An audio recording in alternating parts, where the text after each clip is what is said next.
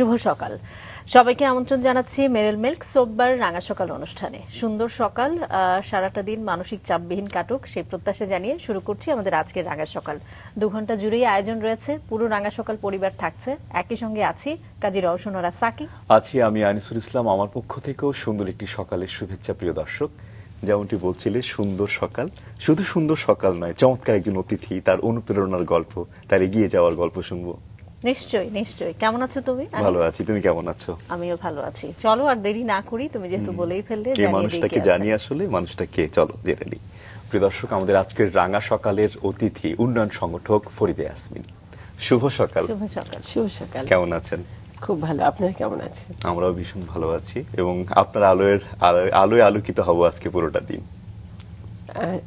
কিছুটা সময় আমরা একসাথে কাটাবো। ভালো লাগবে নিশ্চয়ই। অবশ্যই। ম্যাম, আমরা একেবারেই শৈশব থেকে আসি। শৈশব কেমন ছিল আপনার? আমার জন্ম খুলনায়। আমার বাবা ইঞ্জিনিয়ার ছিলেন। সো আমার ছোটবেলাটা একেবারেই বন্দি জীবনের মতনই, যেহেতু আমরা কোয়ার্টারে থাকতাম।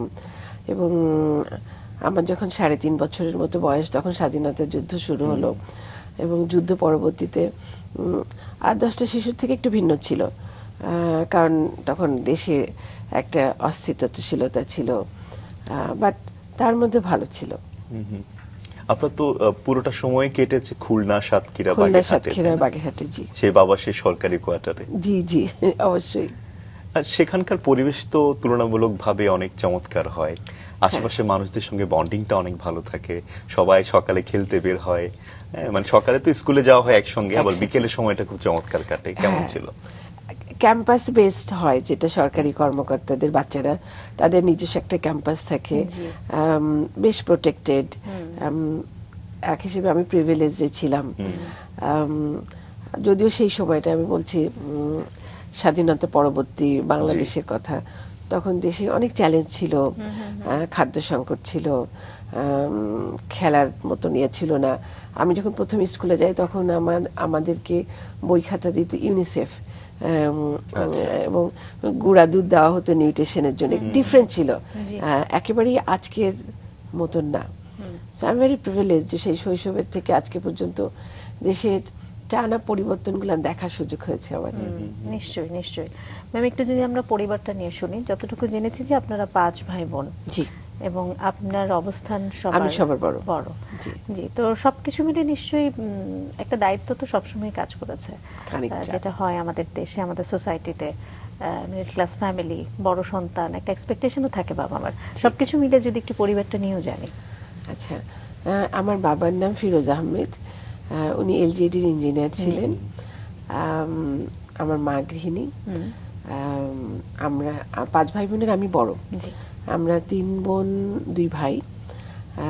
আমার ইমিডিয়েট যে বোনটা ছোট, সে চাকরি করে জনতা ব্যাংকে, প্রিন্সিপাল অফিসার হিসেবে ঢাকাতেই পোস্টিং। তার পরে যে বোন, সে গৃহিণী, পড়াশোনা করেছে, সে লতে পড়াশোনা করেছে। আমার 2 ভাইয়ের একজন চিকিৎসক, এবং আমার একেবারে সর্বকনিষ্ঠ ছোট ভাই, সে উন্নয়ন কর্মী। তো মোটামুটি ভাবে আমরা সবাই প্রতিষ্ঠিত। We are more on career, মানে চেষ্টা করেছি পরিবারের জন্য, সমাজের জন্য কন্ট্রিবিউশন করতে। জি, তো শৈশবটা নিয়ে যদি আরেকটু শুনি, যে আপনি বলছিলেন যে একটা কলোনিতে বড় হওয়া, আসলে মোটামুটি একটা সরকারি কলোনিতে বড় হওয়া। সেখানে তো নিশ্চয়ই, যেটি আনিসও বলছিল, যে প্রতিবেশী, বাবার কলিগ, হ্যাঁ, তাদের সন্তানরা সবাই মিলেই আসলে একরকম একটা প্রতিবেশীর মধ্য দিয়ে বড় হওয়া। তো সেখানেও তো আসলে বিভিন্ন শেখার, শেয়ার করার বিভিন্ন জায়গা ছিল, যদিও আপনার পরিবারের মধ্যেই আপনারা 5 ভাই বোন। সেই জায়গাগুলো নিয়েও যদি একটু শুনতে চাই। আমাদের সময়, আমার পরিবারে আমাদের যে একটা চ্যালেঞ্জ ছিল, প্রতি 3 বছর পর পর বাবা বদলি হয়ে যেতেন। তো এক এক সময় এক এক নতুন শহর, নতুন পরিবার। সেটার থেকে যেটা আমার কাছে সবচেয়ে ভালো লেগেছে, to get A lot of new friends, নতুন বন্ধু পাওয়া, নতুন প্রতিবেশী পাওয়া, বন্ধুর বাসার সাথে যে খাবারটা হতো সেটাকে শেয়ার করা। আমি যখন ছোট, মানে আমার কিশোরী পর্যন্ত, তখন মানুষের সাথে মানুষের বন্ডিংসটা এখানের থেকে একটু ভিন্ন ছিল। আমরা লক্ষ্মী পূজাতেও খেতে যেতাম, আবার শবে বরাতেও আমার বন্ধুরা আসতো। যেমন আমার খুব ভালো বন্ধু ছিল সুনিতা নামে একটা মেয়ে, ও 71-এর বাংলাদেশের ছিল ওর বাবা। তো এরকম বেশ কিছু জায়গা ছিল যেটা পরিবার মানে শুধু পরিবার ছিল না, তখন প্রতিবেশীও পরিবারের মতন করে একসাথে মিলেমিশে বেড়ে ওঠাটা ছিল, যেটা আস্তে আস্তে কমে এসছে আমাদের দেশে। নাই বললেই চলে এখন একরকম। আমার মা কোথাও যাচ্ছে, পাশের বাড়ির কাউকে বলে গেল শিলা বাসায় থাকছে, ওকে খেয়াল করে রেখো, খাবারটা হয়তো ওখানেই হয়ে গেল। সো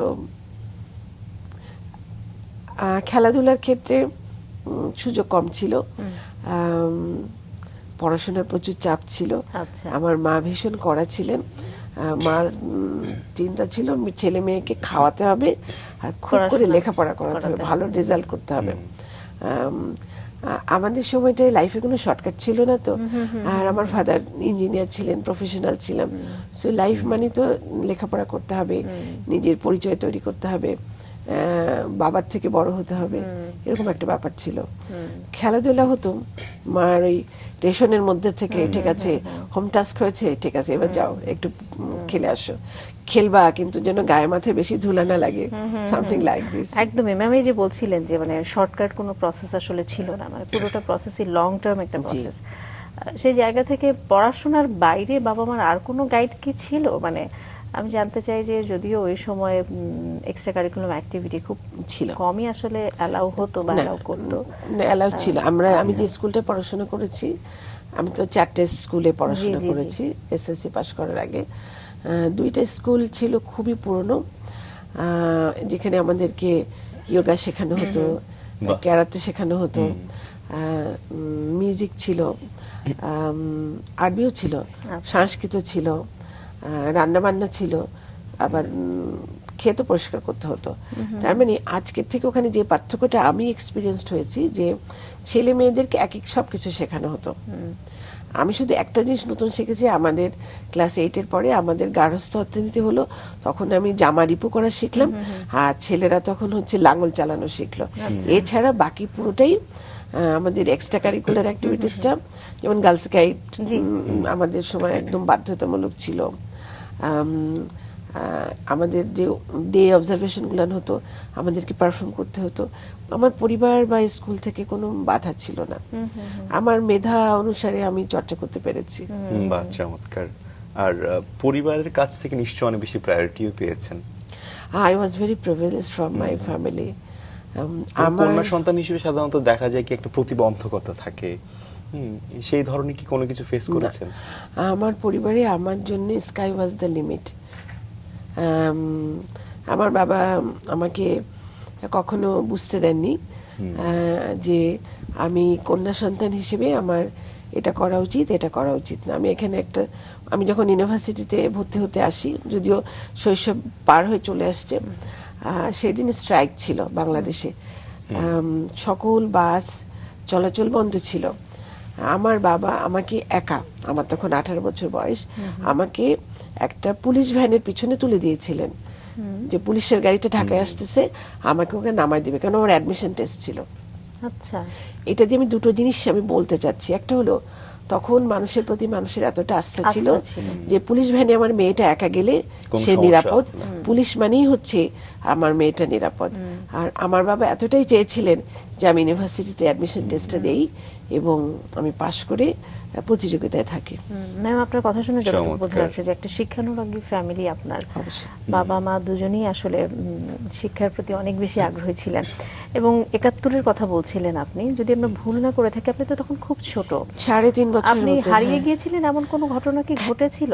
আমরা একটু শুনবো ম্যাম, আপনার সম্পর্কে ছোট্ট করে আগে দর্শকদেরকে জানাতে হবে, তারপর ফিরতে চাই। আনিস, নিশ্চয়ই তুমি জানাবে। হ্যাঁ, নিশ্চয়ই ম্যাম, আপনার সম্পর্কে একটু জানিয়ে দিচ্ছি দর্শকদের। হ্যাঁ, ঠিক আছে। প্রিয় দর্শক, ফরিদা ইয়াসমিন বাংলাদেশের সমাজ উন্নয়ন ও প্রতিবন্ধী অধিকার খাতে প্রায় 3 দশক ধরে কাজ করা একজন সামাজিক উন্নয়ন বিশেষজ্ঞ ও অধিকার কর্মী। তিনি disabled rehabilitation and research association DRRA এর প্রতিষ্ঠাতা ও নির্বাহী পরিচালক হিসেবে 1996 সাল থেকে প্রতিষ্ঠানটি পরিচালনা করছেন এবং তার নেতৃত্বে সংগঠনটি দেশের 38টির বেশি জেলায় 2 মিলিয়নেরও বেশি মানুষের কাছে সেবা পৌঁছে দিয়েছে। অন্তর্ভুক্তিমূলক শিক্ষা, স্বাস্থ্যসেবা, কমিউনিটি ভিত্তিক পুনর্বাসন, কর্মসংস্থান ও অর্থনৈতিক ক্ষমতায়ন নিয়ে তিনি বিভিন্ন কর্মসূচি পরিচালনা করেছেন, যার মধ্যে টেলিমেডিসিন ও দক্ষতা উন্নয়ন উদ্যোগ উল্লেখযোগ্য।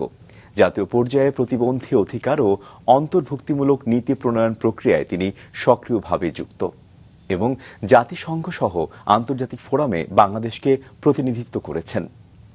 তিনি জাতীয় প্রতিবন্ধী স্টিয়ারিং কমিটির সদস্য, নিউরো ডেভেলপমেন্টাল ডিসএবিলিটিস প্রোটেকশন ট্রাস্টের বোর্ড পরিচালক এবং ঢাকা বিশ্ববিদ্যালয়ের অতিথি প্রভাষক হিসেবে দায়িত্ব পালন করছেন। ঢাকা বিশ্ববিদ্যালয় থেকে রাষ্ট্রবিজ্ঞানে স্নাতক, স্নাতকোত্তর ও এমফিল সম্পন্ন করার পাশাপাশি স্বাস্থ্য অর্থনীতিতে ডিপ্লোমা এবং ইন্ডিপেন্ডেন্ট ইউনিভার্সিটি বাংলাদেশ থেকে পাবলিক হেলথ বিষয়ে স্নাতকোত্তর ডিগ্রি অর্জন করেছেন। প্রতিবন্ধিতা, স্বাস্থ্যসেবা, শিক্ষা ও টেকসই উন্নয়ন লক্ষ্যমাত্রা সংক্রান্ত বিভিন্ন গবেষণা ও প্রশিক্ষণ মডিউল তৈরিতে তার কাজ নীতি নির্ধারণে ব্যবহৃত হয়েছে। তার অবদানের স্বীকৃতিস্বরূপ তিনি 2022 সালে বেগম রোকেয়া পদক সহ সামাজিক কল্যাণ পুরস্কার, নেলসন ম্যান্ডেলা পুরস্কার, মাদার তেরেসা পুরস্কার এবং মধুসূদন একাডেমি পুরস্কার লাভ করেছেন।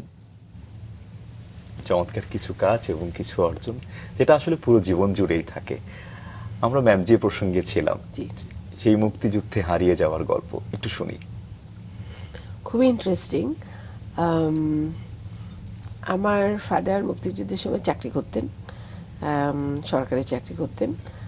তো বাবা খুব ডিফিকাল্ট একটা সিচুয়েশনে ছিলেন। বাবা চাকরি ছাড়তে পারেননি বা পালিয়ে যেতে পারেন নাই, কারণ ইঞ্জিনিয়ার ছিলেন, কাজ করতে হতো। সো উনি খানিকটা ব্যারিকেডে থাকার মতো, মানে হি ওয়াজ ক্যাপচার্ড বাই দ্য আর্মি, যে ওনাকে থাকতে হবে এবং কাজ করতে হবে। তো আমার বাবা আমাকে এবং আমার মাকে গ্রামে পাঠিয়ে দেওয়ার চেষ্টা করলেন। মা ঠিক করলেন বাবাকে রেখে যাবেন না। তখন আমাকে আমার মামা বাড়ি হচ্ছে ব্রাহ্মণবাড়িয়াতে, ব্রাহ্মণবাড়িয়াতে পাঠিয়ে দেওয়ার জন্য একা সিদ্ধান্ত নিলেন বাবা মা। তো তখন খুলনা থেকে ব্রাহ্মণবাড়িয়া আসার একটাই পথ ছিল, সেটা হচ্ছে জাহাজ। তখন কোনো বাস চলাচল ছিল না আমাদের দেশে। তো জাহাজে করে যাওয়ার ক্ষেত্রে আমাকে যখন খুলনা থেকে বাসে তুলে, মানে জাহাজে তুলে দেওয়া হলো, আমি একটা ভুল জাহাজে আমাকে তুলে দেওয়া হলো। আচ্ছা, মানে যে জাহাজটা ঢাকায় আসবে সেটার পরিবর্তে আমাকে যে জাহাজটা তুলে দেওয়া হলো সেটা হলো যাচ্ছে বরিশাল বা পটুয়াখালী, এরকম কোনো একটা জায়গায়। আমি যেহেতু অনেক ছোট, অতটা বুঝিও না আমাকে কোথায় নেওয়া হচ্ছে, কেন নেওয়া হচ্ছে, আমার এতটা মনেও নেই আমি কি রিয়াকশন ছিল। খানিকটা পরে দেখলাম যে আমি পুলিশ আর্মি বেষ্টিত, আমাকে ঘিরে রাখা হচ্ছে, কথাবার্তা হচ্ছে ওয়্যারলেসে। যে আমার দুইটা জিনিস মনে আছে, আমাকে মনে করা হচ্ছে হিউম্যান বোম হিসেবে পাঠানো হয়েছে বলে মনে করা হলো প্রথমে। যেহেতু একটা শিশু তো একা একা আসতে পারে না, ভুল করেও আসতে পারে না, আর আমি এত ছোট যে আমি কিছু বলতে পারছি বলে মনে হয় না, আর আমাকে রিপ্রেজেন্ট করার মতন আমার সাথে কেউ নেই। পরবর্তীতে আমাকে যিনি উদ্ধার করলেন তিনি কোনো মুক্তিযোদ্ধা ছিলেন না, বরং ওই সময় যারা স্বাধীনতার বিপক্ষে কাজ করছিলেন তারা একজন এসে আমাকে রেস্কিউ করার জন্য বললেন যে আমি দায়িত্ব নিচ্ছি। সে ভদ্রলোক, ওনার নাম নুরুল ইসলাম বা সামথিং, আমার নামটা মনে ছিল, এখন মনে করতে পারছি না। বললেন যে আমি ওর বাবাকে, আমি বাবার নামটা বলতে পারছিলাম, যে আমি ওনার বাবাকে চিনি, আমি ওনার বাবার কাছে পৌঁছায় দিব, ও কোনো হিউম্যান বোম না। তখন তো টেলিফোন ছিল না, মোবাইল ছিল না যে ক্রস চেক করা যাবে। পরবর্তীতে উনি আমাকে নামিয়ে নিলেন এবং আমাকে বাবা মার কাছে পৌঁছানোর ব্যবস্থা করলেন।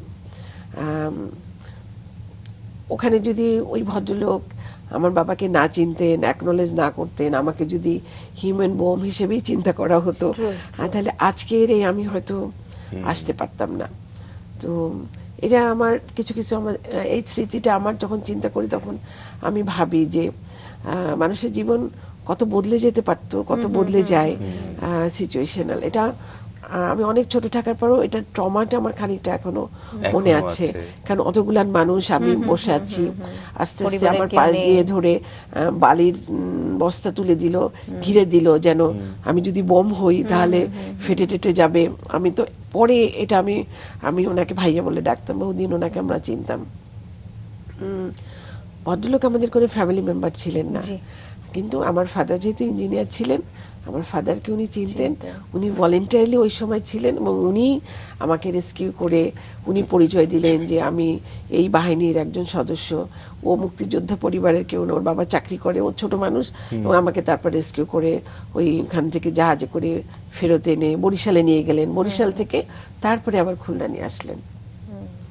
আসলে মানুষের জীবনে পরিবারের বাইরেও কিছু কিছু মানুষ থাকে, তাদের প্রতি আসলে সারা জীবন একদিক থেকে উনি আমার সেকেন্ড লাইফ আমার বাবার কাছে দিয়েছেন।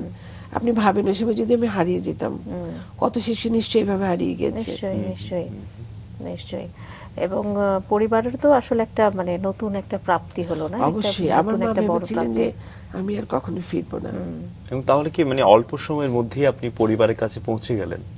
অল্প সময় না, আমার বাবা মার কাছে পৌঁছাতে 1 মাস সময় লেগেছিল। 1 মাস? 1 মাসে আমি অনেক জায়গায় ঘুরেছি। শুনুন, আমি আজকে বলতে চাই এটা, আমি 1 মাসের 5 দিন এই যে সাইদি সাহেব আছেন না, যে ফাঁসি হলেন, ওনার বাসাতেও ছিলাম। ও আচ্ছা। কারণ ওনারা তখন লিডারশিপটাই ছিলেন এবং ওনারা প্রোটেকশন দিয়েছিলেন যেন বাচ্চাটা বাবা মার কাছে পৌঁছায়। আসলে তো এটা একটা ট্রমাও ছিল আপনার জন্য। আমি তো কিছু জানি না, আমি যখন বড় হয়েছি আমার বাবা মা কিচ্ছুই জানে না, কিন্তু আমি ওইখান থেকে নিয়ে গিয়ে 2-3 জনের বাসায় রেখে নিরাপদে আমাকে ফেরানোটা কিন্তু চ্যালেঞ্জ ছিল। কারণ আমাকে তো কোনো আর্মি বা পুলিশ বাসায় ফেরত দিচ্ছে না, আমাকে একটা গ্রুপ অফ পিপল রেস্কিউ করেছে, আশ্বস্ত করে যে আমি হিউম্যান বোম না, এবং আমাকে তারপরে বাবা মার কাছে ফেরত দেওয়ার জন্য ফেরত দিয়েছে। যুদ্ধ বিধ্বস্ত পরিবেশ ছিল তখন, ভালো মানুষের সহযোগিতা পাওয়া এটা নিশ্চয়ই অনেক বড় একটা বিষয়। অবশ্যই আই এম ভেরি লাকি যে আমার এক্সপিরিয়েন্সে they are very bright, they are very helpful ওই সময়টায়। এবং আমার বাবা মা তো আমরা তখন 2 বোন, মা ভেবেছিলেন যে আমার তো বাঁচাতে গিয়ে আমি মরেই গেলাম আর কি।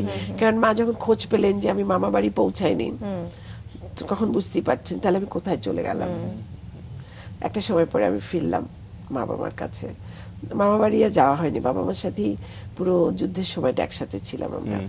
আচ্ছা, যুদ্ধের কিছু কিছু বিষয় নিশ্চয়ই খানিকটা মনে আছে, ছোটখাটো জিনিস, আমরা সেগুলো শুনবো ম্যাম। ম্যাম সেই ছোটবেলার কথা শুনছিলাম না, আমার কাছে মনে হচ্ছিল যেন একটা গল্প, মানে হারিয়ে যাওয়া 1 মাস পর অনেক ভালো লাগছে এতদিন পরে এই গল্পগুলো আপনাদের সাথে করতে পেরে। 71-এর কথা বলছিলাম যে নিশ্চয়ই ছোট ছোট কিছু গল্প মনে আছে, বলছিলেন যে আর মামা বাড়ি আর যাওয়া হলো না, বাবা মার সঙ্গেই থাকা হয়েছে, আর আসলে যাবার কথাও না, সেটা পরিবারও পারমিট করার কথা না, এবং আপনারও আমার মনে হয় সেই সময় আর তারপরে যেতে চাইনি। এই অভিজ্ঞতার পরে বাবা মা ঠিক করলেন যে যা হবে একসাথেই হবে। জি, সেই সময়ের কথা ছোট ছোট বলছিলেন যে কিছু কিছু মনে আছে আপনার 71-এর কথা। হ্যাঁ, যুদ্ধের সময় আমার বাবা আমাদেরকে একটা নদী, সম্ভবত রূপসা নদী পার করে গ্রামের দিকে নিয়ে গেলেন। আমরা খুলনা শহরে থাকতাম তখন, আমরা থাকতাম একটা পুরো বাড়িতে, মানে ওখানে কোনো মানুষ থাকে না। আমার মনে আছে যেগুলো খুব মানে দুর্বাহ স্মৃতি মানুষের মনে থাকে, যেটা খুব কঠিন। ভালো স্মৃতি কিন্তু মানুষের মনে থাকে না কিন্তু। তো আমাদের বহুদিন ভাত খেতে পেতাম না আমরা, মা আমাদেরকে খুব আদর যত্ন করে ক্ষেতের থেকে একটু টমেটো কেটে এনে খাইয়ে দিত, অথবা মানে ন্যাচারাল ফল টল তুলে এনে আমাদেরকে খাওয়া দিত। হয়তো 4 দিন 5 দিন পরে কেউ হয়তো আমাদেরকে একটু চাল দিয়ে গেল, মা হয়তো একটু আলু সিদ্ধ করে খাওয়াতো। আমার ফাদার চাকরিতে থাকার পরেও আমাদের কিন্তু যুদ্ধের সময় কঠিন সময় পার করতে হচ্ছে, যেহেতু আমরা ডিসপ্লেস ছিলাম, আমরা শহরে থাকতে পারতাম না। এবং বাবা তো, আমরা সারাক্ষণ ভাবতাম যে বাবা তো মারা যাবে, হয় বাবাকে মুক্তিযোদ্ধারা মেরে ফেলবে, আর না হলে যারা যুদ্ধ করছে তারা মেরে ফেলবে, বাবা তো মারাই যাবে। আমাদের বাবা যখন বেঁচে আমাদের সাথে জয়েন করলেন 4 মাস 5 মাস পরে, তখন আমাদের কেন এমনটা ভাবছেন যে বাবা মারাই যাবে, বা এই ধরনের চিন্তা আপনার কেন আসলো? দুটো কারণ ছিল। বাবা যখন যুদ্ধ হচ্ছে তখন যারা মুক্তিযুদ্ধ করছিলেন তাদের অ্যাপিল ছিল সবাই কাজটা ছেড়ে দিয়ে যুদ্ধে অংশগ্রহণ করবে। তাহলে সেই হিসেবে মুক্তিযোদ্ধারা বাবাকে পছন্দ করবেন না। আর দ্বিতীয়ত বাবা যে চাকরি করছেন, সে যেটা সরকারি দায়িত্ব পালন করছেন এবং সে যে ওত নিয়েছেন যে সে রাষ্ট্রের প্রতি, তার চাকরির প্রতি লয়াল থাকবেন, সেটাও মুক্তিযোদ্ধাদের পছন্দ হওয়ার কথা না। তাহলে সেই হিসাবে সে যুদ্ধর বিপরীত পক্ষের মানুষ হয়ে যায়। তাহলে যে কোনো পক্ষের কাছেই তো সে আসলে একজন, কিন্তু তার কাছে তো সে চাকরি করছে, সে চাকরি করতে বাধ্য। চাকরি না হলে বেতন হবে না, বেতন না হলে তার বাচ্চাদের চলবে না। পুরো সিচুয়েশনটা ছিল কিন্তু অনেক জটিল।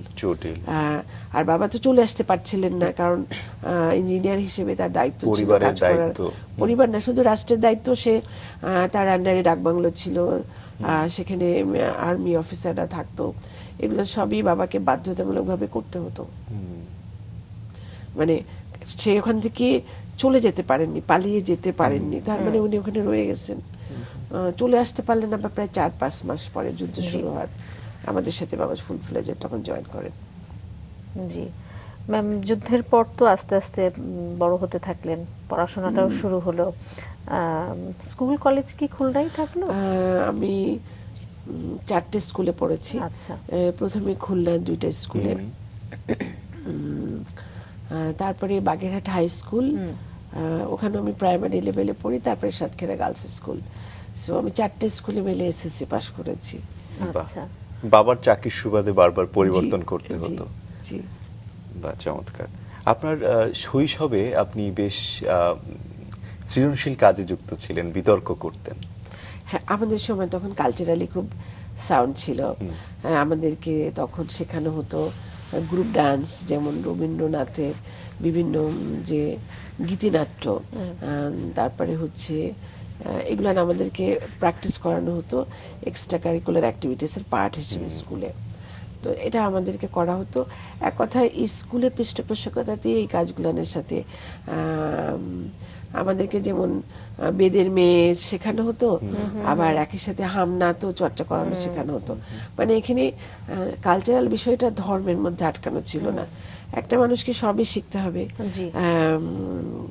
রান্নাও শিখতে হবে, হামনাথও শিখতে হবে, আবার চণ্ডালিকা অভিনয় করেও দেখাতে হবে, গানের গলা ভালো থাকলে গাইতে হবে। আমি খুব স্লিম ছিলাম, চিকন ছিলাম ছোটবেলায়, তো তাহলে আমাকে নাচের কস্টিউম ভালো হবে, তাহলে নাচটাও পারতে হবে। এরকম একটা মিক্সড এডুকেশনাল এনভায়রনমেন্টে আমি বড় হয়েছি। সাংস্কৃতিকভাবে বেশ প্রগতিশীল বলা যায়।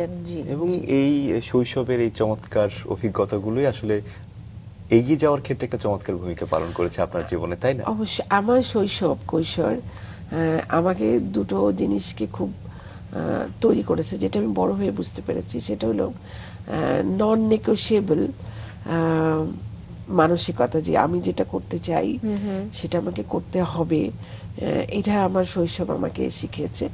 আরেকটা হলো যে ধর্ম বর্ণ সবকিছুর উপরে মানুষ, যেটা আমরা ছোটবেলায় পড়েছি, সবার উপরে মানুষ সত্য, এইটা আমার শৈশব আমাকে শিখিয়েছে। একদমই তাই। সাধারণত স্কুল জীবনে বা কলেজ জীবনে আমাদের একটা লক্ষ্য নির্ধারিত হয়, হ্যাঁ। তো আপনি আসলে কি স্বপ্ন দেখতেন যে বড় হয়ে কি হবে? একদম ছোটবেলায় আমি ট্রাক ড্রাইভার হতে চাইতাম, বাস ড্রাইভার হতে চাইতাম। কারণ আমার কাছে তখন মনে হতো বাস ট্রাক ড্রাইভার এক জেলা থেকে আরেক জেলায় যায়, ঘুরে ঘুরে বেড়ায়, they are in a force, they are in a move. So এটা আমার একদম ছোটবেলা আমার মনে হতো আমি যদি বাস ড্রাইভার হতে পারতাম। আমার বাবার তখন সরকারি গাড়ি ছিলেন, তো বাবার গাড়িতে খুব বেশি চড়া যেত না, বাবা যদি টুকটাক নিয়ে যেতেন, তো এর বাইরে আমাদের কোনো গাড়ি ছিল না। তো আমার গাড়িতে চড়ে কোথাও যেতে ইচ্ছা করতো, তখন শর্টকাট মনে হতো বাস ট্রাক ড্রাইভার হলে চড়া যাবে। এরপরে আমি পাইলট হতে চাইতাম, দুটোর কোনোটাই হওয়া হয়নি, যা হতে চাইতাম আর কি। পরিবার থেকে কোনো কিছু বলা হতো যে আমি তোমাকে এই পর্যায়ে দেখতে চাই? সাধারণত স্বাভাবিকভাবেই বাবা মা সন্তানকে নিয়ে স্বপ্ন দেখেন। আমার ফাদার ইঞ্জিনিয়ার ছিলেন। আমার ফাদারের কোনো স্বপ্ন ছিলেন কিনা বাবা কখনো বলেননি, কিন্তু মা চাইতেন আমি ম্যাজিস্ট্রেট হই,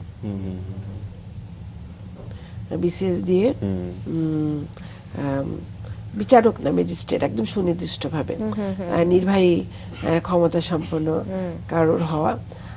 আমার কাছে আমি নির্বাহী ক্ষমতাই চর্চা করেছি গত 30 বছর, কিন্তু বেসরকারি ভাবে। চমৎকার। আপনার কলেজ কোথায় ছিল ম্যাম? ও সরকারি পিসি কলেজ বাগেরহাটে। সেখানে 2 বছরের সময় কেমন ছিল? খুব ভালো ছিল। পিসি কলেজ কিন্তু মানে খুলনা বাগেরহাট অঞ্চলে বেশি নাম করা, প্রফুল্লচন্দ্র, এবং সরকারি হলেও ওইটাও হিস্ট্রিক্যালি ডিফারেন্ট ব্যাকগ্রাউন্ডের এতে ছিল। আমাদের ওখানে কোএডুকেশন ছিল, ছেলেরা মেয়েরা আমরা একসাথে পড়াশোনা করতাম। এবং আমাদের ওখানে যারা শিক্ষক ছিল তার মধ্যে একজন শিক্ষক খুব নাম করা ছিল, কায়কোবাদ স্যার, বাংলার, মানে ওনার প্রচুর বই আছে। আমি এমন অনেক শিক্ষকদেরকে পেয়েছি যারা একাধিক বই পাঠ্যপুস্তক রচনা করেছেন। তখন বুঝিনি যে they are so great, but I meet with a lot of great teachers, great people in my life. নিশ্চয়ই নিশ্চয়ই। আর শিক্ষকদের ভূমিকা তো আসলে আমরা সবসময় মনে থাকে যে বাবা মার পরে আসলে তাদের অবস্থা। আমাকে ব্যক্তিগতভাবে এই প্রগতিশীল চিন্তার যদি আমি শৈশব কৈশোরে বলি, তাহলে আমার স্কুল কলেজ আমাকে অনেক হেল্প করেছে। নিশ্চয়ই শিক্ষকরা মেন্টর হিসেবে কাজ করেছে অনেক। ম্যাম একটু শুনি বিশ্ববিদ্যালয় জীবনটা নিয়ে, আপনি যেটি বলছিলেন যে হ্যাঁ আমি অনেকটা বলেই ফেলেছি যে আমি কি করে ঢাকায় এসেছিলাম, কি করে ঢাকায় এসেছেন সে পুলিশের ভ্যানে করে। এক্স্যাক্টলি। এবং আমি অ্যাডমিশন দিলাম, চান্স পেলাম, ভর্তি হলাম। আমি যখন ইউনিভার্সিটিতে ভর্তি হই তখন আমি বিবাহিত। আমার 18 বছর বয়সে আমার বিয়ে হয়ে গেছে। আচ্ছা। হ্যাঁ, আমার হাজবেন্ড একজন চিকিৎসক, সরকারি চাকরি করেন। আমার বাবা আমাকে বিয়ে দেওয়ার পরে আমার হাজবেন্ডকে বলেছিলেন যে আমার একটাই প্রত্যাশা, আমার মেয়ে যেন তার লেখাপড়া এবং তার জীবনের লক্ষ্য যেটা সে স্থির করে সেখানে সে পৌঁছানোর পথে আমার হাজবেন্ড সহযোগিতা করে। I am very grateful to my husband যে উনি ওনার দেওয়া প্রতিশ্রুতি রক্ষা করেছেন। আমি যতদূর যেতে চেয়েছি, এখনো যতদূর যেতে চাই, উনি আমার সাথেও ছিলেন, পাশেও ছিলেন, আগে যাননি কখনো। চমৎকার। ম্যাম আপনি রাষ্ট্রবিজ্ঞানে পড়লেন যদি ভুল না করে থাকি? জি জি, ঢাকা ইউনিভার্সিটিতে।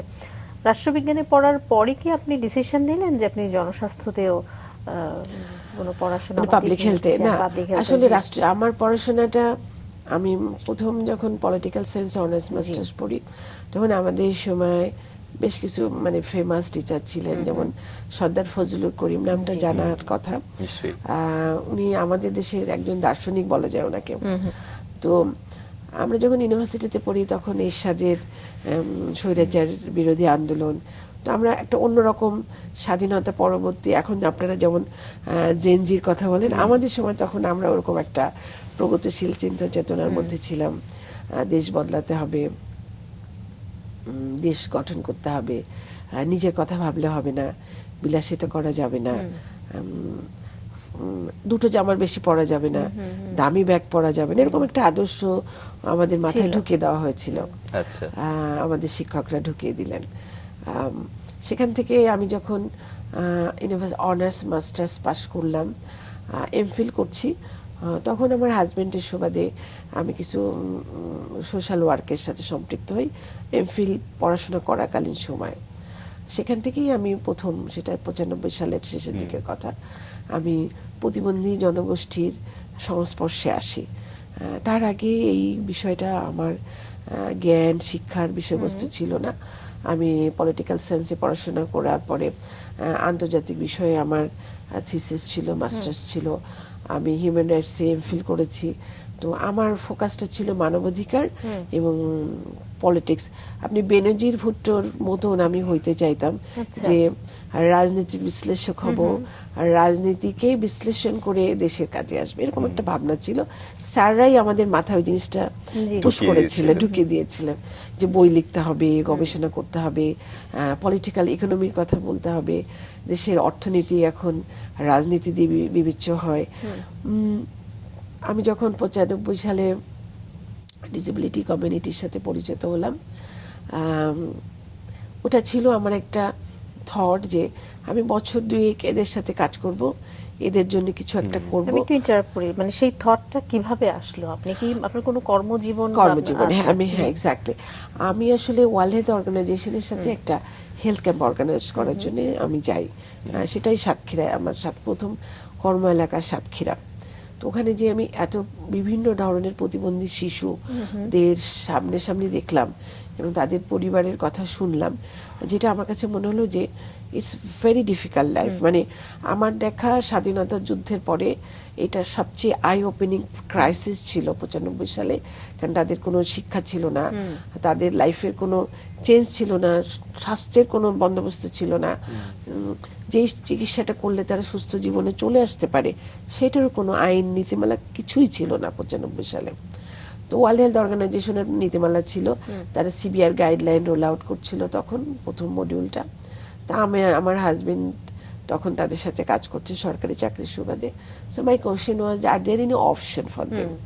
তো ওরা ওয়ার্ল্ড হেলথ অর্গানাইজেশনে তখন যে কান্ট্রি রিপ্রেজেন্টেটিভ, আমার হাজবেন্ড এবং নিটোরের কিছু চিকিৎসক আমাকে বললো, এক্সপ্লেন করলো যে হ্যাঁ এই প্রতিবন্ধিতার একটা অংশ চিকিৎসা করলে ভালো হয়, একটা অংশ রিহ্যাবিলিটেশন দিলে ভালো হয়, আরেকটা অংশ কখনোই কিছুতে ভালো হবে না, তাদের রাষ্ট্র এবং সমাজকে তাদের দায়িত্ব নিতে হবে। এই সবকিছুই তখন আমার কাছে শুধু শব্দ ছিল। আমি বলেছি যে স্বাধীনতা যুদ্ধ এবং আমার বেড়ে ওঠা আমাকে একটা জিনিস শিখিয়েছে যে জেদ, লার্ন, চেঞ্জ। তখন বললাম আচ্ছা okay, I will fix it, okay, I want to fix it বাহ, উইদাউট নোয়িং। তো সেখান থেকে শুরু করে প্রথম আমরা যেটা করলাম ক্ল্যাপ ফিট, ক্ল্যাপ লিপ, এটা সার্জারি করলে ভালো হয়ে যায়। আচ্ছা, আমরা তখন ঢাকায় ফিরে আসলাম, আবার ফিরে গেলাম 1 মাস পরে, এবং উপজেলা হসপিটাল যেটা প্রথম হেলথ ক্যাম্প, আমরা সেখানে সার্জিক্যাল কারেকশন করলাম, আমার হাজব্যান্ড সেখানে সার্জারি করলেন। লন্ডনের একটা পত্রিকা এটার উপর একটা আর্টিকেলও ছাপা হয়েছিল যে আমি হারিকেন ধরে রেখেছি এবং 2জন ডাক্তার অপারেশন করছে। আচ্ছা, তো ওখানে তখন আমরা 20টা ছেলের অপারেশন করি, সবাই ছেলে ছিল। ওকে, জি। কি ধরনের অপারেশন ছিল ওগুলো? ক্লাব ফিট সার্জারি, মুগুর পা যেটাকে বলে। আজকে এটা একেবারে প্রিভেন্টেবল হয়েছে, মানুষের মধ্যে সচেতনতা এসছে, ডাক্তাররা এটা বুঝেছে, অভিভাবকরা বুঝেছে, কিন্তু 95 সালে এই সচেতনতা বা সুযোগটা ছিল না, জি। একেবারেই ছিল না। আপনি অনেক অপারেশন থিয়েটার থেকে 2জন পেশেন্ট ভেঙে যাওয়ার মতন স্বপ্ন দেখেছে, অপারেশন করলে মারা যাবে তাই নিয়ে চলে যাবে, এরকম একটা কুসংস্কার ছিল তখন। যখন এই 20টা ছেলের পা একদম ভালো হয়ে গেল, ইউ ক্যান বিলিভ ইট, পুরো মানে খুলনা ডিভিশনের থেকে আমাদের সাথে যোগাযোগ করার চেষ্টা করা হলো যে আমরা কবে আরো করব। আমরা প্রথম ধাপে 500 অপারেশন করি 1 বছরে, 500। মাই গড। এবং এই 500 ছেলে মেয়ে বেটার লাইফে চলে গেল। তো সেই জায়গা থেকে আমি বলতেই পারি যে উই ফিক্স সাম প্রবলেম। এরপরে আমি চলে গিয়েছিলাম কাজ ছেড়ে। কেন? আমার মনে হয়েছিল যে এটা আমার কাজ না, এটা সরকার করবে, রাষ্ট্র করবে, ডাক্তাররা করবে। আমি তো ডাক্তার হতে চাইনি, আমার হাজবেন্ড ডাক্তার, সহযোগী হিসেবে ছিলেন। এক্স্যাক্টলি। আমার হাজবেন্ড সিঙ্গাপুরে চলে গেলেন, আমিও আমার হাজবেন্ডের সাথে চলে গেলাম, আর 10টা মেয়ের মতন আচ্ছা। আমার মেয়েকে নিয়ে। তারপরে আবার ফিরে আসলাম। কত সালে ফিরে আসলেন? 96 না 99-তে ফিরে আসলাম। ফিরে আসলেন। ফিরে আসার পরে আর ফেরত কোথাও, আর ডিসেবিলিটির সাথেই তখন থেকে গেলাম, আর কোথাও ফিরে যাওয়া হয়নি। এবং আপনার যে প্রতিষ্ঠান 1996 সালে কি প্রতিষ্ঠা করেছিলেন? 96 সালে যখন আমি কাজটা শুরু করি ওয়ার্ল্ড হেলথ অর্গানাইজেশনের সাথে, তখন ওরা আমাদেরকে একটা ফাইন্যান্সিয়াল অ্যাসিস্ট করতে চেয়েছিল। তখন আমি এই অর্গানাইজেশনটার লিগ্যাল রেজিস্ট্রেশন নেই, ওই নিয়ে আমাদের চেয়ারম্যান হচ্ছে ডক্টর গোলাম রহমান, খুলনা ইউনিভার্সিটির ফার্স্ট ভাইস চ্যান্সেলর, ওনার কাছে দায়িত্ব দিয়ে আমরা চলে যাই। প্রত্যাশা ছিল ওনারা এটা চালাবেন। পরবর্তীতে আমি চলে যাওয়ার পরে ওনারা চালানোর চেষ্টা করেছিলেন। 99 সালে খুলনা অঞ্চলে একটা বড় ধরনের বন্যা হয়, তখন আমাকে আবার কল করলেন এলাকার মানুষজন যে if I can do something for them. স্যারও বললেন, গোলাম রহমান স্যার, যে তুমি এসে আবার একটু কিছু করে দিয়ে যাও। আমি তারপরে যখন আসলাম তখন আমি আসলে সোশ্যাল ইনক্লুশনে ইনক্লুডেড হয়ে গেলাম। সো মেডিকেল চ্যাপ্টারটা যখন আমি করছিলাম তখন আমার কিছু লেখাপড়া করার প্রয়োজন ছিল। আমি সিঙ্গাপুরের থেকে আমি কিছু সার্টিফিকেট কোর্স করি, হেলথের উপরে। আচ্ছা। কারণ সিঙ্গাপুরের হেলথ ফ্যাসিলিটিসটা খুব ভালো, ওরা বান্ডেল কেয়ার দেয়, তার মানে একটা মানুষের জন্য যত রকমের কেয়ার দরকার সেই কেয়ারটা একসাথে দেয়। ওখান থেকে তখন আমার মনে হলো যে আমি একটু হেলথের উপরে পড়াশোনা করি। আচ্ছা। সিঙ্গাপুরে পড়াশোনা হয়ে ওঠে না দুটো কারণ, একটা হচ্ছে খুব expensive, my husband don't have that much money that time, আমার বাচ্চাটা অনেক ছোট ছিল, আমি পরে দেশে ফিরে এসে হেলথ ইকোনমিক্সে পড়ি। আমার কাছে পড়তে পড়তে কাজ করতে করতে মনে হয়েছিল স্বাস্থ্যের পরিবর্তনের জন্য অর্থনীতি দায়ী। তখন বললে একটু পড়ে দেখি কি করে স্বাস্থ্য দিয়ে অর্থনীতিকে নিয়ন্ত্রণ করা হয়েছে।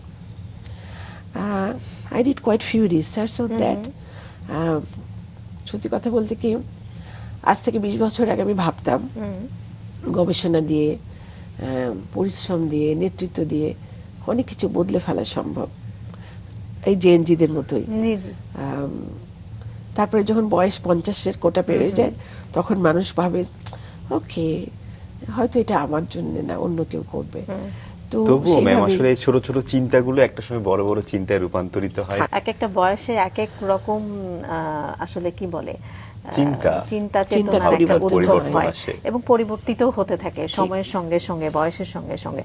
শুনছিলাম, বেশ ভালো লাগছিল, যদি বলেন আরেকবার ছোট ছোট করে। হ্যাঁ, এই যে পরিবর্তনের কথা যেটা বলছিলাম, যে আমার শৈশব কৈশোরে স্ট্রাগলের মাধ্যমে আমি চিন্তা করেছিলাম যে পরিবর্তনের কথা, পরিবর্তনের জন্য কাজ করার জন্যেই কিন্তু আমি উন্নয়ন কর্মী হিসেবে কাজে আসলাম, সিঙ্গাপুর থেকে দেশে ফিরে আসলাম, পলিটিক্যাল সায়েন্সের পরে হেলথে পড়াশোনা করলাম, এই বিশ্বাসে যে if I know more then I can do more. কথা আমি বলছিলাম যে আমার চিন্তা চেতনার মধ্যে, যেহেতু আমি একজন নারী, যেহেতু আমি এই স্বাধীনতা যুদ্ধকে হারিয়ে যাওয়ার মধ্যে দেখেছি, আই ওয়াজ রেস্কিউড, যেহেতু স্বাধীনতা পরবর্তী খাদ্য সংকট দেখেছি, লেখাপড়া শিখে ইউনিভার্সিটিতে পড়ে প্রগতিশীল চিন্তা চেতনার সাথে পরিচিত হয়েছি। কাজেই নারী হিসেবে নারীর অপ্রাপ্তি এবং নারী কি করে, মানে আমি কি করে আমার ইচ্ছা পূরণ করতে পারি, আমার বাটারফ্লাই হিসেবে ফ্লাই করতে পারি, হ্যাঁ, এই ভাবনাটা তো আমার কাজের মধ্যে থাকারই কথা ছিল। এই জায়গা থেকে আমি একটু বলতে চাই, সেটা হলো আমার কাজের মধ্যেও এটা একটা রিফ্লেকশন ছিল এবং আছে। আমি আমার যত কাজ সেখানে আমি প্রতিবন্ধিতা নিয়ে সংগঠন করেছি, কিন্তু আমার কাজ, আমি ফোকাস কাজ করি নারী এবং প্রতিবন্ধী, এবং নারী প্রতিবন্ধীরা আমার কাজের সেন্টারে। এখানে আমার একটা ভাবনার কথা বলতে চাই, যেটা ঢুকতে ঢুকতে কারোর সাথে গল্প করছিলাম, যে প্রায় 50 বছর আমার জীবনের আমার মনে আছে, আর 30 বছর আমার কর্মজীবন। স্বাধীনতা যুদ্ধ থেকে আজ পর্যন্ত নারীদের অবস্থা খুব বেশি পরিবর্তন তাত্ত্বিকভাবে হয়েছে, আইনের ভাষায় হয়েছে, শাব্দিকভাবে হয়েছে, কিন্তু সিদ্ধান্ত গ্রহণের ক্ষেত্রে, পরিবর্তনের ক্ষেত্রে, ডিসিশন মেকিংয়ের ক্ষেত্রে তারা খুব একটা হয়ে ওঠেনি। হলে আমার ভালো লাগতো। ওই যে বলছিলাম যেটা আপনাদেরকে, যে একটা সময় হয় মানুষ মেনে নিতে শেখে, হয়তো এটাই হবে, এইটাই স্বাভাবিক। আমরা যখন 90-এর গণঅভ্যুত্থানের সময় এরশাদ বিরোধী আন্দোলন করি, আমরা আমাদেরকে যেভাবে মারধর করা হতো, ড্যাগার নামে একটা অস্ত্র ছিল, জাস্ট মেয়েদেরকে ফেলে পায়ের উপরে ড্যাগার দিয়ে পিটিয়েছে, সেই মেয়েরাও কেউ নেতৃত্বে নেই, কর্তৃত্বে নেই। ঠিক একইভাবে জুলাই অভ্যুত্থানের সময় যে মেয়েরা মাঠে মারামারি করেছে, যে মেয়েদেরকে সামনে দিয়ে ঢাল হিসেবে ছেলেরা পিছনে দাঁড়িয়েছে, কারণ মেয়েরা এখনো পর্যন্ত মেয়েদের গায়ে মানুষ হাত তুলতে চায় না, সেই মেয়েরা কিন্তু আর প্রথম সারিতে নেই, নেতৃত্বে নেই, কর্তৃত্বে নেই। কেন আসলে মেয়েদেরকে এটা এক ধরনের ব্যবহার করা বলা যায়, তাই না? এই শব্দটা মিডিয়াতে বলা খুব মুশকিল।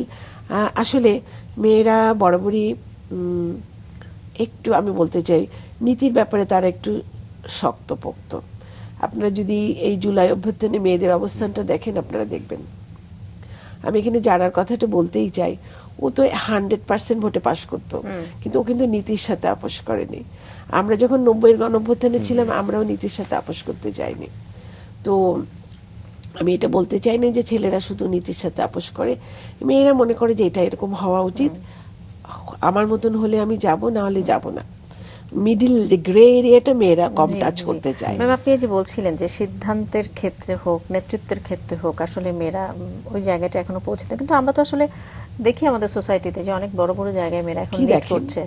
আপনি আমাকে একটা উদাহরণ দেন। বড় বড় জায়গায় মেয়েরা আজকে যে 7 জন মহিলা নির্বাচিত হয়েছে, কিন্তু আমি জানি না এই প্রশ্নটা করা ঠিক হবে কিনা। আপনি কি বলতে চাচ্ছেন যে এই ধরনের বিষয়গুলো আসলে কিছুটা লোক দেখানো বা না, কিছুটা যে আনিস বলছে যে ব্যবহার করা, এরকম কোনো ব্যবহার শব্দটা আমি বলতে চাই না। এখনো পর্যন্ত মেয়েরা বা পিছিয়ে পড়া জনগোষ্ঠী যারা আছে, তারা পরিবারের মাধ্যমেই তারা নেতৃত্বে আসে।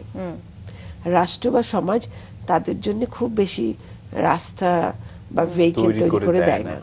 আমি এটা বলতে চেয়েছি। হ্যাঁ, আমার ফাদার ইঞ্জিনিয়ার ছিলেন, আমার ফাদার আমাকে ডাক্তারের সাথে বিয়ে দিয়েছেন। 18 বছর বয়সে তো বহুত মেয়েদের বিয়ে হয়ে যায়। কয়টা মেয়ে আমার জায়গায় আসতে পারে? আমার মতন মেধাবী কি তারা না? অবশ্যই তারা। ম্যাম, রাষ্ট্র তো মোটামুটি এমন কিছু উদ্যোগ বা পলিসি গ্রহণ করেছে যেখানে নারীদেরকে অগ্রাধিকার দেওয়ার একটা বিষয় আছে, এবং কর্মক্ষেত্রে আমরা দেখি প্রচুর নারী কাজ করছে। তাহলে সংকটটা ঠিক কোথায়, যে কেন নারীরা আপনার পর্যায়ে, নেতৃত্বের পর্যায়ে, সিদ্ধান্ত গ্রহণের ক্ষেত্রে কেন পিছিয়ে পড়ছে? কর্তৃত্ব আর নেতৃত্ব আর কন্ট্রিবিউশন অ্যান্ড লিডারশিপ এক জিনিস না। নারীরা কন্ট্রিবিউশন করছে ঘরে বাইরে, এবং এটা স্বীকৃত। আমি বলতে চাইছি নেতৃত্ব এবং সিদ্ধান্ত গ্রহণের ক্ষেত্রে এখানে এখনো পর্যন্ত মনে করা হয় ভদ্রমহিলাকে দিব, উনি কি পারবেন, ওনার ফ্যামিলি লোড আছে, অথবা উনি একটু নরম, অথবা ওনার একটু সিকিউরিটির অভাব আছে, ওনার জন্য একটু অ্যাডাপ্টেশন করা লাগবে, অথবা ধর্মীয়ভাবে নারীর নেতৃত্বকে চ্যালেঞ্জ করা হতে পারে। অনেকগুলো অ্যাঙ্গেলে তখন বিচার করা হয়। ছেলেদের বেলায় বিচারটা করা হয় না। এটা ট্রু, এটা ট্রু। এত বিচার যখন করা হয়, আমাকে বসানোর আগেই যদি আপনি আমাকে নিয়ে জাজ করতে থাকেন, আপনার মাথায় একটা সেট মেনু থাকে, অথবা আপনার মাথায় একটা জাজমেন্ট থাকে, তখন তো আমার ভিতরেও একটা আত্মবিশ্বাসের অভাব তৈরি হবে। এবং অফারগুলো যারা নিয়ে এসে তারা তো কোনো না কোনোভাবে কাছের মানুষ, তখন মেয়েরা ভাবে থাকবে আমি এটা করতে গিয়ে যদি ওনার অসুবিধা হয়, আমি ওনার অসুবিধার কারণ হতে চাই না। মেয়েদেরকে জেদি হতে হবে, প্রতিবাদ করে না, পরিবর্তনের জন্য শক্তিশালীভাবে বিশ্বাস করতে হবে আমার পরিবর্তন কেউ করে দিবে না। পরিবর্তন মানে বিদ্রোহ না, পরিবর্তন মানে নিজের পরিবর্তনের জায়গায় একদম শক্তিশালীভাবে ধরে থাকা। আমি এটা চাই, এটা পাওয়াই আমার লক্ষ্য। তার জন্যে আমাকে অপেক্ষা করতে হলে অপেক্ষা করব, শক্তির সাথে হলে শক্তিশালী হব, দুটো এক্সামে না হলে 10টা এক্সাম পাস করব, বাট আই উইল অ্যাচিভ। আপনি যে পরিণত চিন্তার কথা বলছেন, যে চিন্তা আসলে নারীদের খুব দরকার, এবং সেক্ষেত্রে আমরা দেখতে পাই যে আসলে পরিণত চিন্তার নারী, সেই জায়গা থেকে একটু অভাব রয়েছে, বা নারীকে আসলে নিজেকে পরিবর্তন করার জন্য সে এফোর্টটা দিচ্ছে? একটু অভাব আছে।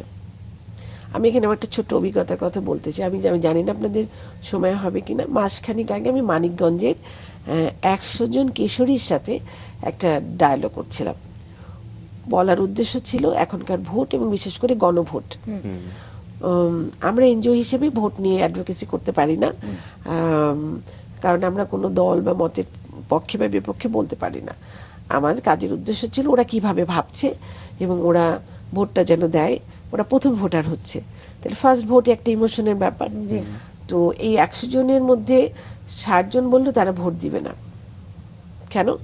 বললো যে আমার হাজবেন্ড বলছে ভোট দেওয়ার দরকার নেই। 40 আমি এই 60 জনকে আমি কিছু বলার চেষ্টা করিনি, কারণ ও হাজবেন্ডের কথার বাইরে জীবনেও যাবে না। আচ্ছা, বাকি যে 40 জন ছিল তার মধ্যে 20 জন বললো ওর হাজবেন্ড যা বলবো সেখানেই ভোটটা দিবে। তা আমি বললাম, জানার চেষ্টা করলাম ও এরকম কেন ভাবছে। তোর বক্তব্য হলো হাজবেন্ডের কথার বাইরে যদি ভোট দেই, সে যদি হাইরা যায়, তা হাজবেন্ডও বকা দিবে, মার দিবে। তা বলে তুমি ভোট লুকাই দিবে, হাজবেন্ডকে তো বলার দরকার নেই। তো বলে যে না, হাজবেন্ডের সাথে এটা বলে তো গুনাহ হবে। আচ্ছা, বাকি যারা 20 জন ছিল তারা বলল যে তারা এখনো চিন্তা করে নাই যে কাকে ভোট দিবে, এবং কেন ভোট দিবে। তো তখন আমি পণ্য করলাম, ওদের অনেক অভিযোগ, চাহিদা ছিল, চাকরি নাই, চাকরি পাচ্ছে না, ইন্টার পাস করছে, লেখাপড়া, বিয়ে শাদির পরে তারা এখন চাকরি বাকরি খুঁজতেছে। তা আমি বললাম তোমরা এই চাকরিটা কার কাছে চাইবা? তো বললো চাকরি রাষ্ট্রপ্রধানের কাছে চাইবো। কেউ বলল আগামী যে প্রধানমন্ত্রী হবে তার কাছে চাইবে, কেউ বলল আমরা তো আগেও চাইছি পাইনি। তার মানে আমি এই গল্পটা দিয়ে সামারি করে এটা বলতে চাচ্ছি, এই 100 নারী প্রথম ভোটারের মধ্যে এই সচেতনতা ছিল না যে ভোট কেন, ভোট দিলে কি পরিবর্তন হবে, এবং সে যে ডিমান্ড সাপ্লাই, যে আমার অধিকার আমি কার কাছে চাইবো, কে আমার অধিকার দিতে বাধ্য, যে পার্লামেন্ট মেম্বার নির্বাচিত হচ্ছে সে কি অধিকার নিয়ে আমি তার কাছ থেকে কি পাবো বলেই এই ভোটটা দিচ্ছি। এই 100 জন মা যখন মা হবে সে তো তার এই লেগাসিটাই কমপ্লিট করবে। তাহলে এটা রুট কজ যদি আপনি চিন্তা করেন, সেটা হলো যে আমাদের সমাজ এবং আমাদের শিক্ষা একজন নারীকে আত্মনির্ভর হওয়ার জন্য যেই জায়গার থেকে স্বশিক্ষিত হতে হয় সেটার সুযোগ কম। আপনি বলতে পারেন আপা ওরা সবাই কিন্তু ফেসবুক আছে, আমি জিজ্ঞেস করলাম টিকটক করো? হ্যাঁ করি। ফেসবুক দেখো? হ্যাঁ দেখি। কি দেখো? যেগুলো দেখলে মজা লাগে। আমি এটা দিয়ে আমি কিছু বোঝাতে চাচ্ছি, আপনি বুঝতে পারছেন যে আসলে সোশ্যাল মিডিয়া আছে, কিন্তু সোশ্যাল মিডিয়া যে শিক্ষার একটা বাহন হতে পারে সেটা তাদেরকে কেউ শেখায়নি। আমরা ডিসেবিলিটি নিয়ে কাজ করি, তো আমরা কি বলি অ্যাক্টিভিটিস ইন ডেইলি লিভিং। তো অ্যাক্টিভিটিস ইন ডেইলি লিভিং আমরা আমাদের শিশুদেরকে তো শেখাই। সেটা প্রতিবন্ধীদের একটা বাচ্চাকে শিখতে হয়তো 10 বছর লাগে, একটা সুস্থ বাচ্চাকে শিখতে হয়তো 10 মাস লাগে।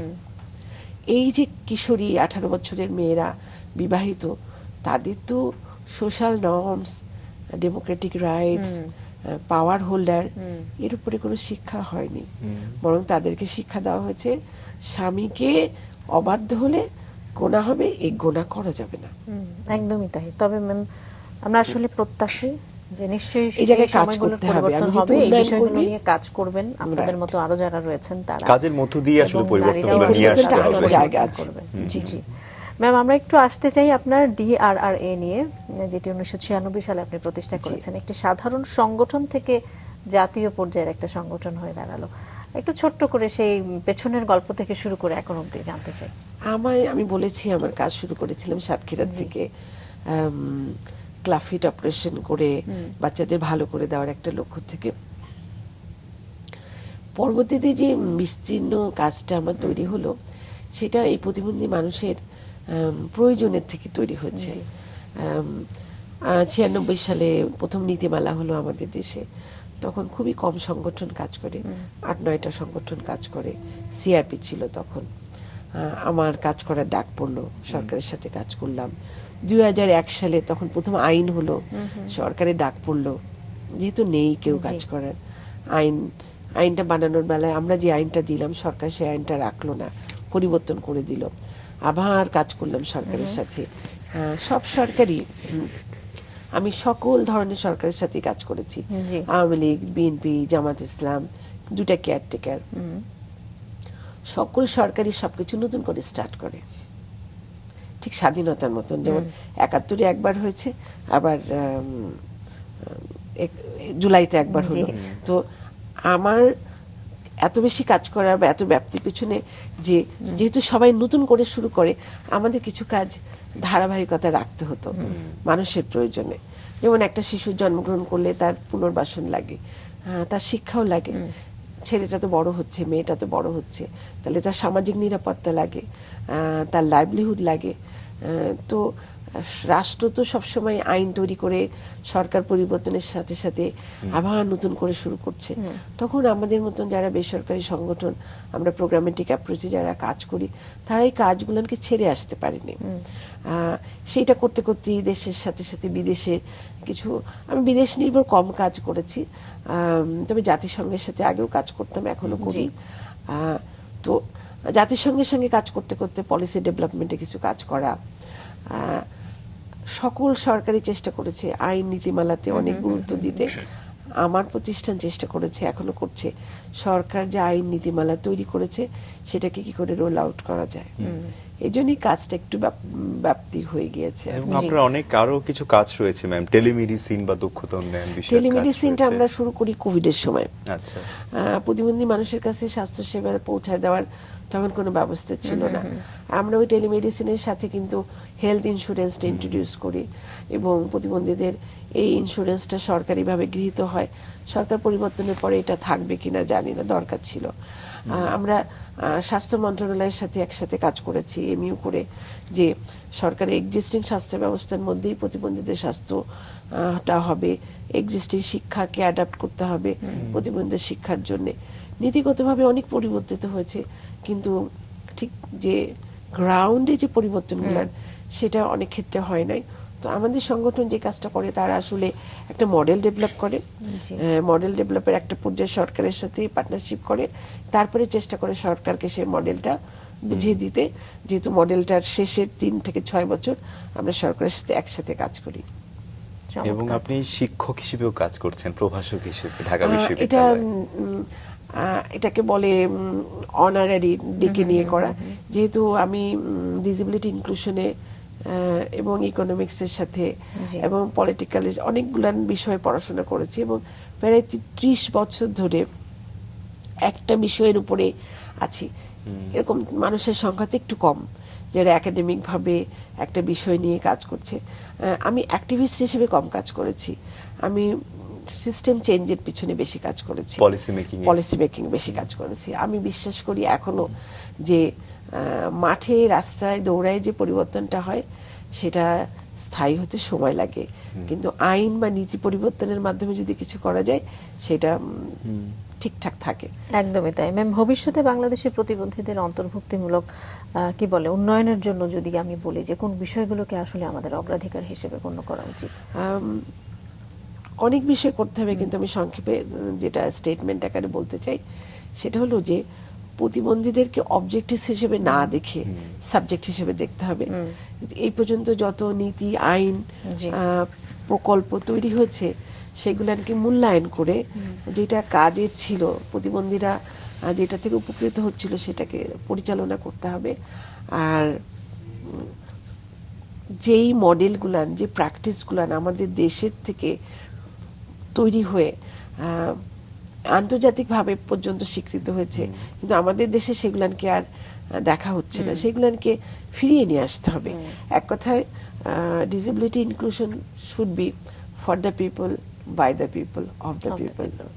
একদমই চমৎকার ম্যাম, অনেক ভালো লাগলো আজকে আপনার সঙ্গে গল্প করে। অনেক ধন্যবাদ জানাতে চাই, আপনি আপনার খুব মূল্যবান সময় থেকে আমাদেরকে আজকে সময় দিয়েছেন এবং একই সঙ্গে আপনার দর্শক যারা রয়েছেন বা আপনি যাদেরকে নিয়ে কাজ করছেন তাদেরকে নিয়ে যদি আপনি কিছু বলতে চান। আমারও অসাধারণ লেগেছে। আমি টেলিভিশনে টুকটাক কথা বলার সুযোগ হয়েছে, কিন্তু আমার নিজের বাবা মা, আমার শৈশব কৈশোর, আমার চিন্তা নিয়ে এটা আমার প্রথম কোনো টেলিভিশনের সামনে কথা বলা। আমি প্রথমেই অনেক ধন্যবাদ দিতে চাই মাছরাঙা টেলিভিশন এবং আপনাদেরকে, যে আপনারা আমাকে খুঁজে পেয়েছেন এবং আমাকে সুযোগ দিয়েছেন, অনেক ধন্যবাদ। আর আমাকে যারা শুনছেন তাদেরকে উদ্দেশ্যে, আমি যাদেরকে নিয়ে কাজ করি এবং যাদের পরিবর্তনের জন্য স্বপ্ন দেখি, তাদের উদ্দেশ্যে আমার একটাই কথা, পরিবর্তন সময় লাগে আসতে, অপেক্ষা করতে হয়, কাজ করে যেতে হয়। পরিবর্তন কেউ এনে দেয় না, পরিবর্তনের জন্য নিজেকে চেষ্টা করতে হয়। অনেক ধন্যবাদ। চমৎকার কথা ম্যাম, অসংখ্য ধন্যবাদ। আপনাদেরকে অনেক ধন্যবাদ।